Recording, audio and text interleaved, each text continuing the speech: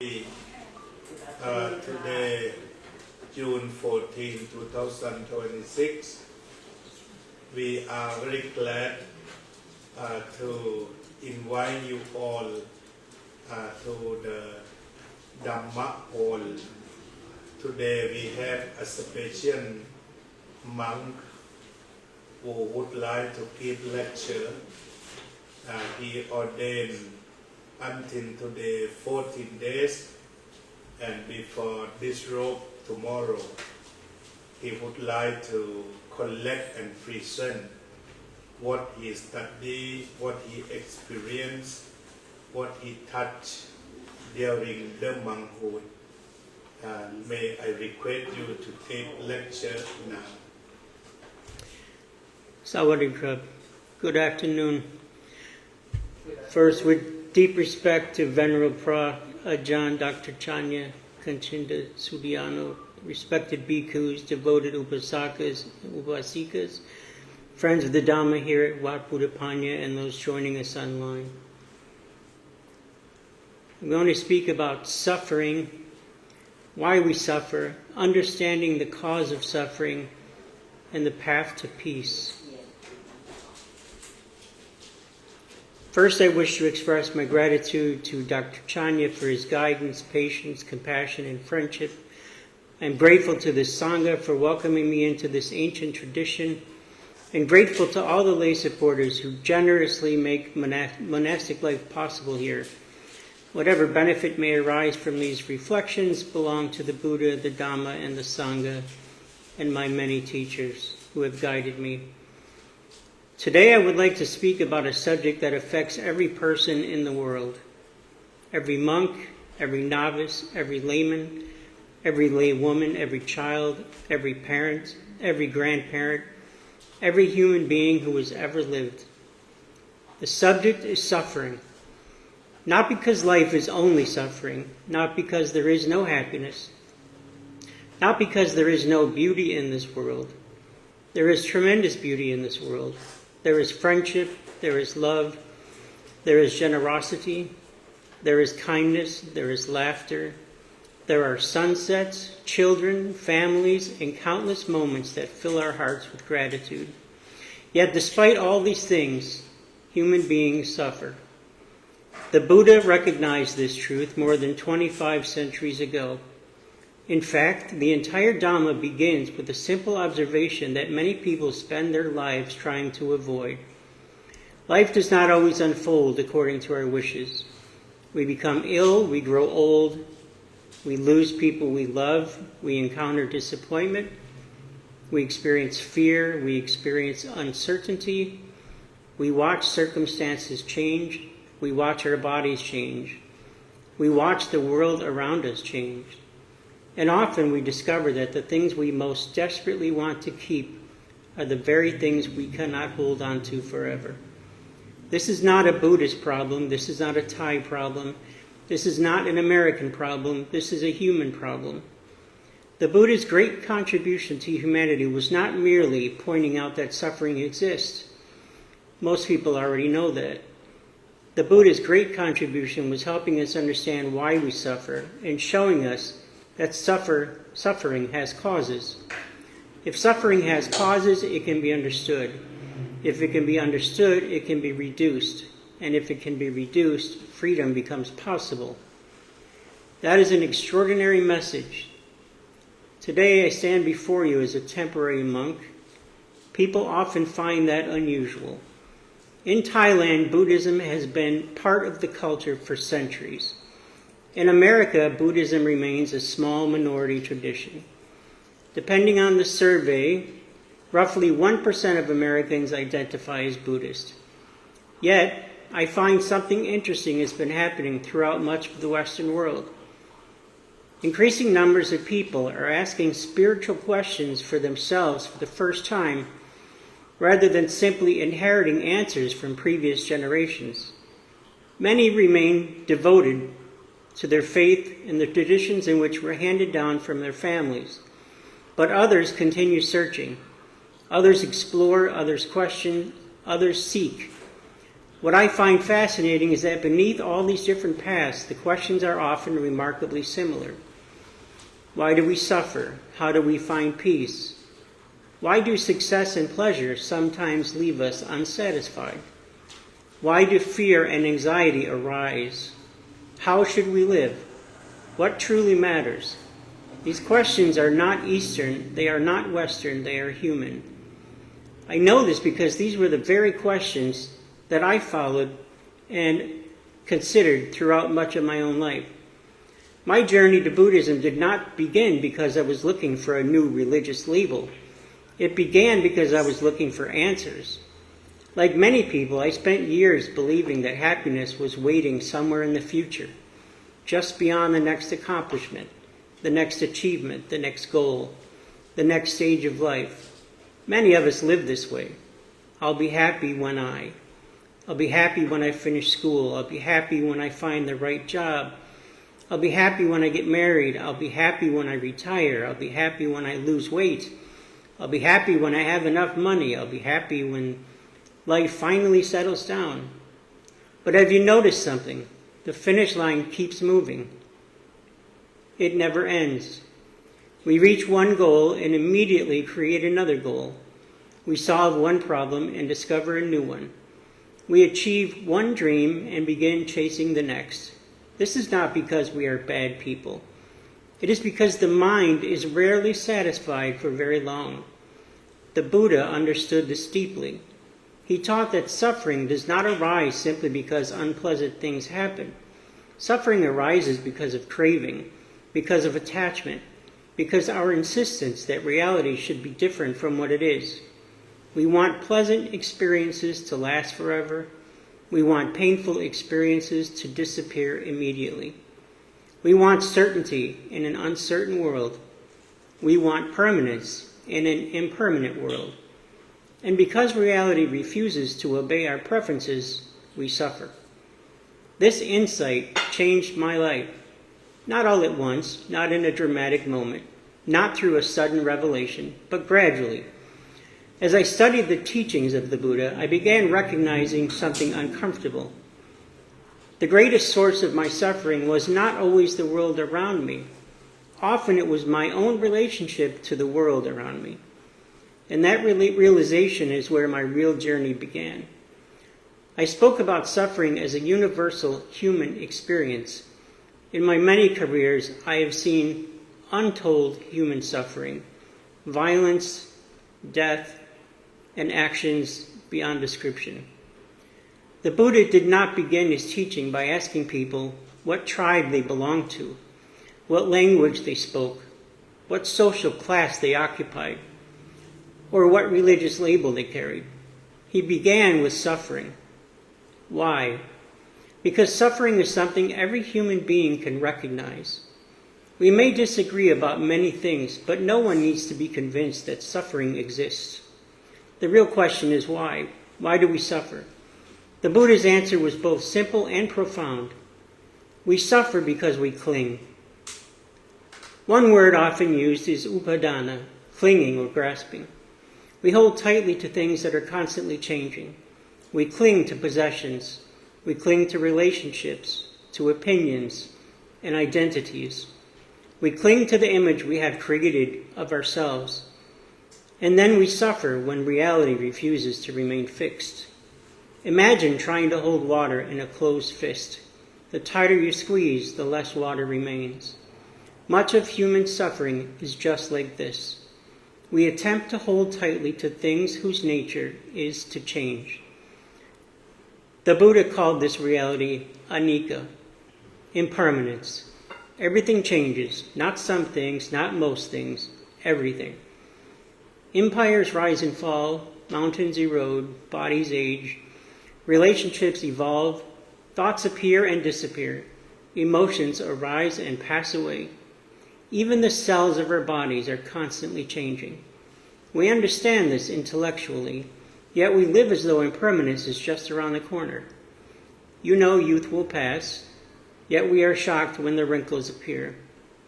We know health is uncertain, yet we are surprised when we become ill. We know every meeting eventually ends, yet we suffer deeply when separation arrives. The Buddha was not being pessimistic. He was being honest.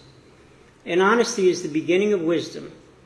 Many years ago, before I encountered the Buddha's teachings, I believed peace would arrive when my life finally came under control.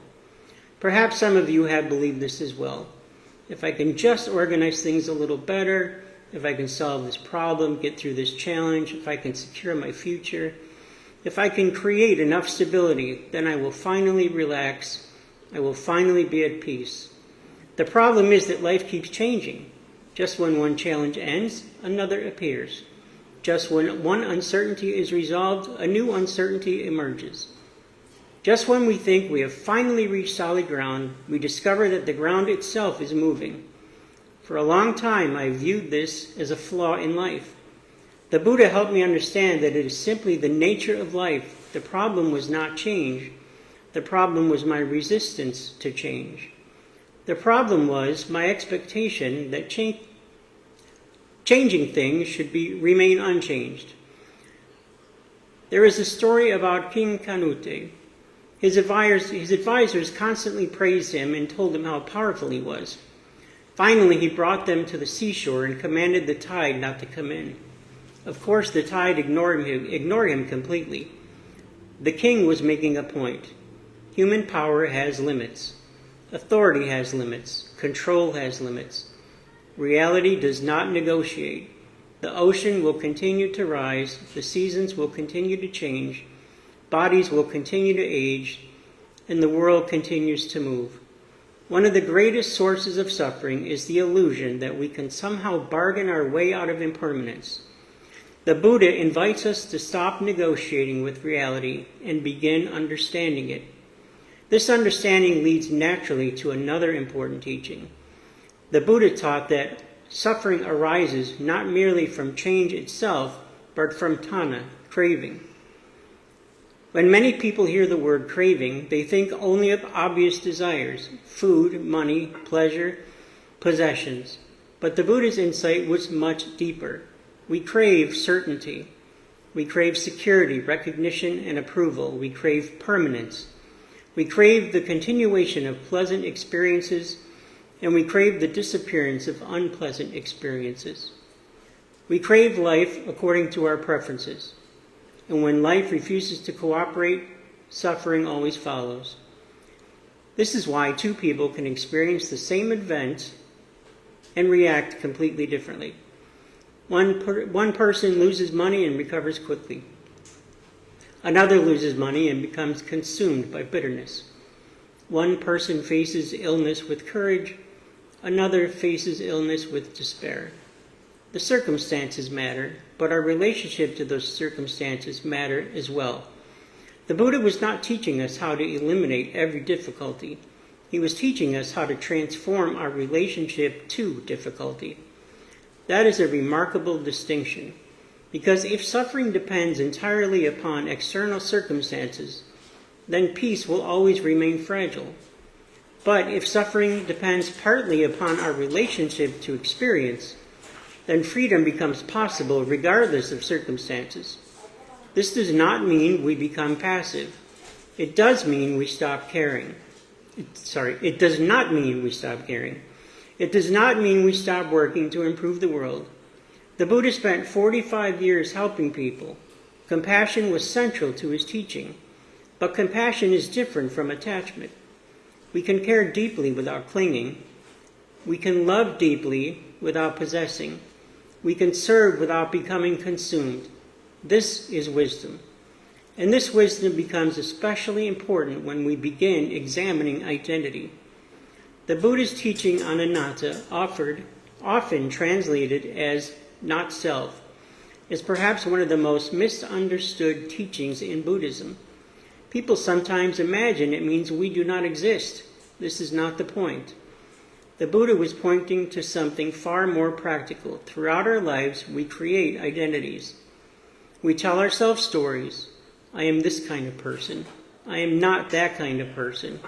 I am successful. I am unsuccessful. I am important. I am unimportant. Respected. I am ignored.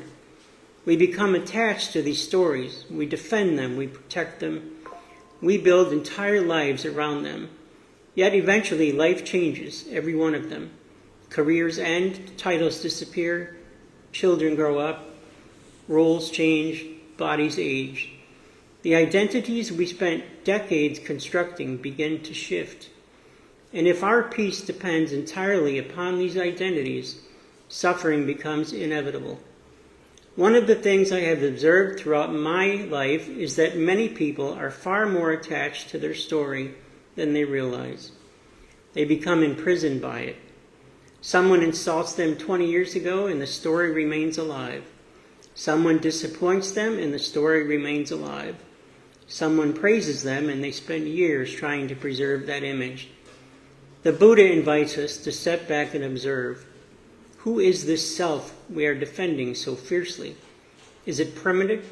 Is it unchanging? Or is it another process, another flow of conditions constantly arising and passing away? This is not merely philosophy. It is liberation. Because when we cling less tightly to identity, we become less fragile. We become more forgiving, more flexible, more compassionate, more peaceful. The Buddha understood that many of our conflicts arise because people become attached to the ideas of self. My opinion, my position, my status, my reputation, my side, my victory. The stronger the attachment, the greater the suffering. This insight has become increasingly relevant in today's world. We live in an age of constant argument. People divided themselves into groups, political groups, religious groups, social groups, cultural groups, and then they spend enormous amounts of energy defending their identities. The Buddha offers another way. He taught that wisdom begins when we loosen our grip, when we become less concerned with the winning and more concerned with understanding, less concerned with being right and more concerned with reducing suffering, less concerned with protecting ego and more concerned with cultivating compassion. This brings us to another beautiful aspect of the Buddha's teaching. The antidote to suffering is not merely wisdom. It is also compassion. The Buddha taught metta, loving kindness, the sincere wish that beings be happy. He taught karuna, compassion, the sincere wish that beings be free from suffering. These qualities are not signs of weakness, they are signs of strength.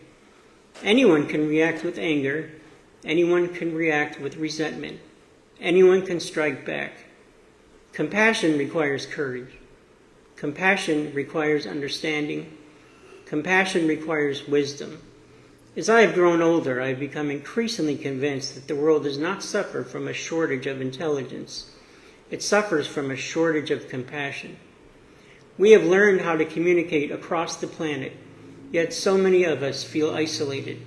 We have learned how to accumulate wealth, yet many feel empty. We have learned how to win arguments, yet we struggle to understand one another. The Buddha's teachings remain relevant because they address the human heart, not just the intellect, not just society, the heart. And the heart has not changed much in 25 centuries. People still seek happiness and security. We seek meaning and we still seek peace. The Buddha understood all of these desires, but he pointed us towards something deeper. He suggested that peace is not found by acquiring everything we want. Peace is found by understanding what we truly need. And that realization became one of the most important turning points in my own journey. Because eventually I began to see that the Buddha was asking a different question than the one I had been asking for most of my life. I had spent years asking, what do I need to add in order to become happy? The Buddha was asking, what do I need to let go of in order to become free? This question changed everything, and it is where the final part of this talk will begin. Why we suffer. Throughout this talk, we have explored two questions. First, why do we suffer? Second, what causes that suffering? The Buddha's answers were revolutionary. We suffer because we cling to what changes. We suffer because we crave certainty in an uncertain world. We suffer because we seek permanence when permanence cannot be found. We suffer because we mistake temporary conditions for lasting refuge. Yet if the Buddha had stopped there, his teachings would have been incomplete. Anyone can diagnose a problem. The true measure of wisdom is whether it points toward a solution. And this is where the Buddha's teachings become extraordinary. The Buddha did not simply teach that suffering exists. He taught that suffering can end. Imagine how radical that statement is. Not that suffering can be reduced a little bit. Not that suffering can become somewhat easier. Not that we can occasionally experience moments of peace. The Buddha taught that liberation is possible. Freedom is possible. Awakening is possible. This is the third noble truth, the ending of suffering, the ending of greed, the ending of hatred, and the ending of delusion. The ending of the restless search that keeps human beings running from one object of desire to the next. Many people misunderstand this teaching.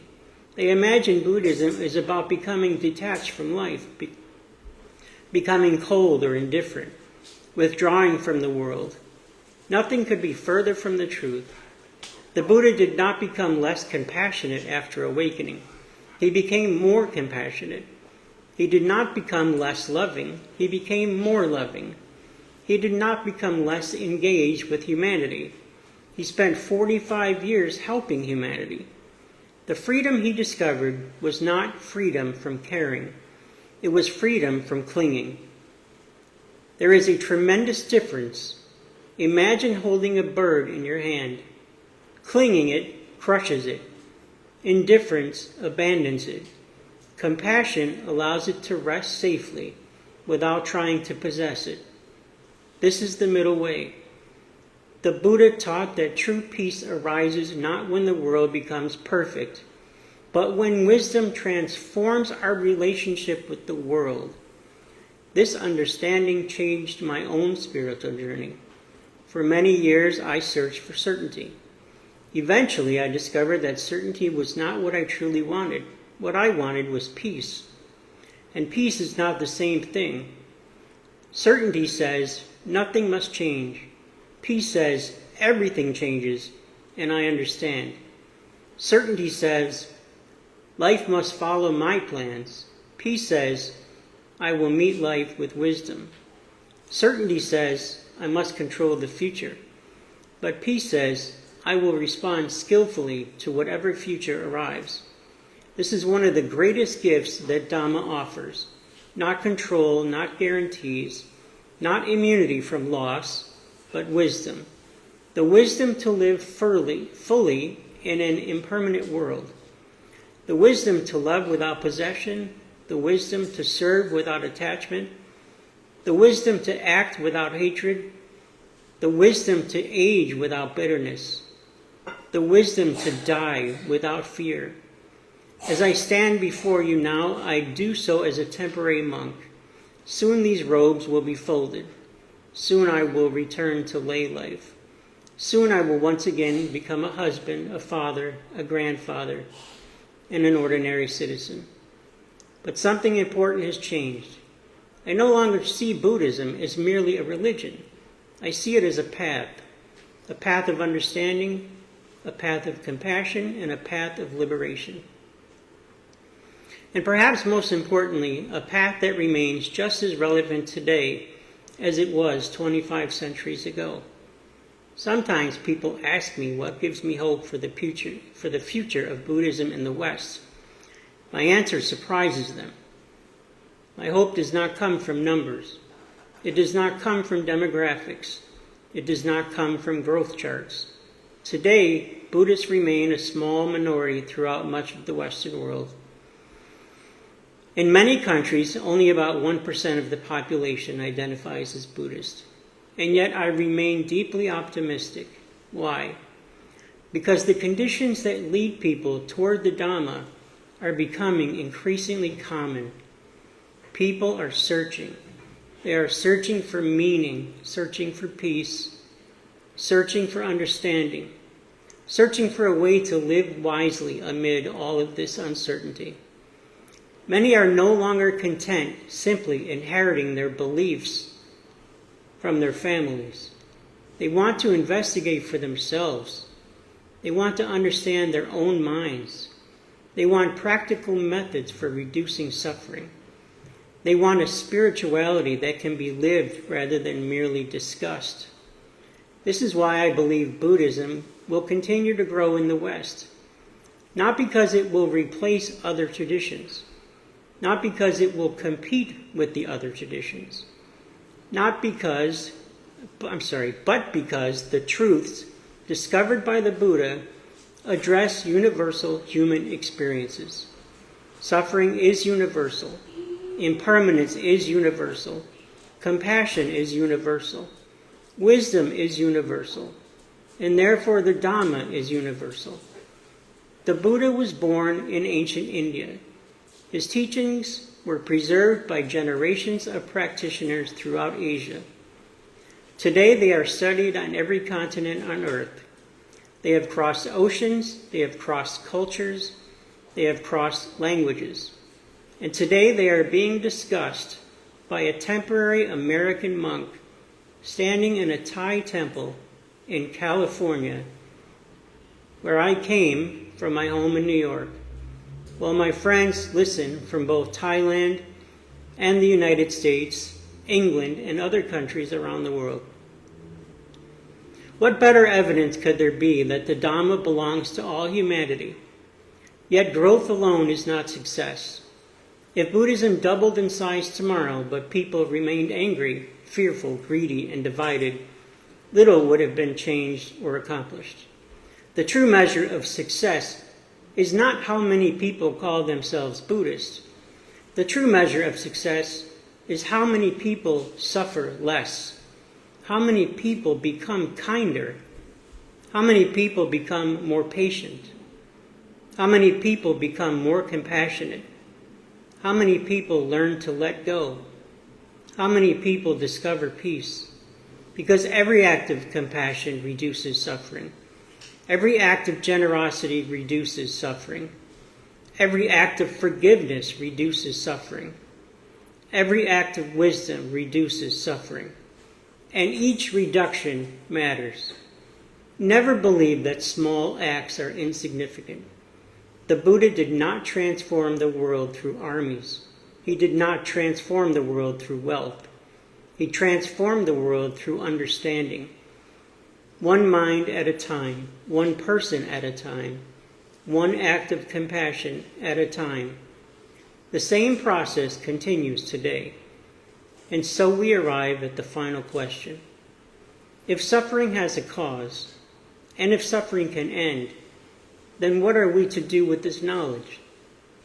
The Buddha did not teach merely for intellectual satisfaction. He did not teach so that we could win debates. He did not teach so that we could memorize Pali words. He taught so that suffering could be understood, and ultimately suffering can be brought to an end. This is why the fourth noble truth is so important. The Buddha did not simply diagnose the illness. He prescribed the treatment. He provided the cure. That treatment is known as the Noble Eightfold Path. Right view, right intention, right speech, right action, right livelihood, right effort, right mindfulness, right concentration. Sometimes people hear this list and imagine it is a set of rules. But it is much more than that. It is a training, a path, a way of living, a way of relating to ourselves and to the world. It teaches us to speak with kindness rather than cruelty, to act with compassion rather than selfishness, to cultivate wisdom rather than confusion, to develop awareness rather than mindfulness, to move through life with greater understanding. In many ways, the Noble Eightfold Path is not about becoming something new. It is about uncovering what has been obscured. Imagine a beautiful mirror covered in dust. The mirror does not need to become a new mirror. It already is a nice mirror. The dust simply needs to be removed. Likewise, the qualities of wisdom, compassion, patience, generosity, and loving kindness already exist as possibilities within all of us. The practice of the Dhamma helps reveal them, and this gives me tremendous hope, not only for myself, not only for Buddhism, but for humanity as a whole. We live in a time of extraordinary division. People are angry, people are fearful, people are lonely and overwhelmed. Many feel disconnected from one another. Many feel disconnected from themselves. Yet the Buddhist teachings remain as relevant as ever because they address the root causes of these conditions. When greed decreases, suffering decreases. When hatred decreases, suffering decreases. When delusion decreases, suffering decreases. This is as true today as when it was in ancient India. Sometimes people ask me whether I believe the world will ever achieve peace. That is a difficult question to answer. If by peace we mean a world where no disagreement exists, then no, probably not. If by peace we mean a world where no conflict ever occurs, then no, probably not. Human beings have always disagreed. Human beings have always struggled. Human beings have always made mistakes. But if by peace we mean a world where more people respond with wisdom instead of anger, then yes. If by peace we mean a world where more people choose compassion over hatred, then yes. If by peace we mean a world where people understand the causes of suffering, then yes, that future is possible. The Buddha never asked us to save the entire world. He asked us to understand ourselves. And that may sound small, but it is not. Because every act of wisdom influences others. Every act of compassion influences others. Every act of forgiveness influences others. The world changes one heart at a time, one family at a time, one community at a time, one generation at a time. This is why I find great hope in the future of the Dhamma.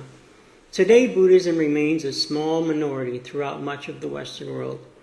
In the United States, Canada, and much of Europe, Buddhists often represent a very small percentage of the population. Yet interest in Buddhist teachings continue to grow. Why? I believe it is because increasing numbers of people are searching, not necessarily searching for a new religion, but searching for understanding and meaning and peace, searching for a way to live wisely amid the uncertainty. Many people are less willing simply to inherit their beliefs unquestioningly. They want to investigate and understand.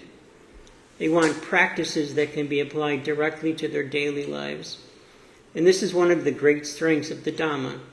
The Buddha repeatedly invited people to examine their own experience, to look, observe, test, and see for themselves. That invitation remains powerful. I suspect that over the next 20 years, Buddhism in the West will continue to grow. Perhaps it will double, perhaps even more. But whether that prediction proves correct is ultimately not what matters most. The true measure of success is not how many people call themselves Buddhist. The true measure is whether suffering decreases and wisdom increases. Compassion grows, people become kinder and less attached. Whether people become less fearful or become more peaceful. Because a person who genuinely practices metta contributes something valuable to the world. A person who genuinely practices karuna contributes something valuable to the world. A person who genuinely practices generosity contributes something valuable to the world. A person who genuinely practices mindfulness contributes something valuable to the world. Labels matter far less than transformation. And perhaps this is where my own journey has brought me. People sometimes focus on the fact that I became a Buddhist or that I became a monk, but those are not the most important parts of the story. The most important part is the search itself. For much of my life, I searched for peace in accomplishment. I searched for peace in achievement. I searched for peace in certainty. I searched for peace in control and in identity. And every time peace seemed to remain just beyond my reach, the Buddha helped me understand why. I was searching outside for what could only be cultivated within. The answer was not acquiring more. The answer was clinging less. The answer was not becoming somebody else. The answer was understanding who I am already. Life. The answer was learning to live wisely within my life. And perhaps that is the lesson I most wish to leave with you. Not that suffering exists. We all already know that. Not that suffering has causes, though the understanding is important. The lesson I most wish to leave with you is that freedom is possible. Peace is possible. Not because life becomes perfect, and not because difficulties will disappear. Not because we finally gain control over every circumstance. Peace becomes possible when wisdom replaces ignorance, when compassion replaces hatred, when understanding replaces fear, when letting go replaces clinging. The Buddha's path is not easy, but it is simple. It just asks us to be honest, honest about suffering, honest about impermanence, honest about attachment, and honest about ourselves. And through that honesty, transformation becomes possible. Before I conclude, I would like to leave you with a question. Not a question about Buddhism, not a question about philosophy, a question about your own life. What are you holding on to that is causing you suffering? What resentment? What fear? What expectation? What attachment? What old story about yourself? What burden have you carried for so long that you have forgotten what it feels like to set it down? And what might happen if you let that go? Not tomorrow, not next year. Let it go today, right now. Because every step toward letting go is a step toward freedom. Every step toward wisdom is a step toward freedom. Every step toward compassion is a step toward freedom. The path begins exactly where we are right now. As I stand before you, I do so with deep gratitude. Gratitude to the Buddha for discovering and teaching this path. Gratitude to the Dhamma for preserving it. Gratitude to the Sangha for carrying it across centuries and continents. Gratitude to my teacher, Venerable Pra-Ajahn Dr. Chanya Kanchinda Suryana, whose kindness and guidance made this experience possible. And gratitude to all of you for allowing me to share these reflections. May we continue striving diligently. May we cultivate wisdom. May we cultivate compassion. May we cultivate loving kindness. May we support one another as Kalyana Mitas, noble spiritual friends on this path. May all beings be free from enmity. May all beings be free from fear. May all beings be free from suffering. And may all beings discover lasting peace.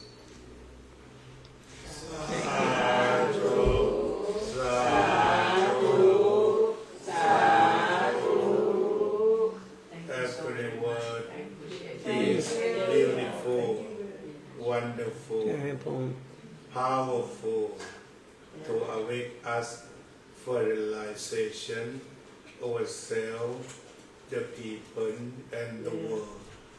I hope this message would be sent to our human being as a universal truth to end of suffering in self-neglect. Thank you very much for you to visit Wat Buddhapanya in our community, and I hope you will come to visit and give excellent message of the Buddha again. Thank you. Thank you. Thank you. In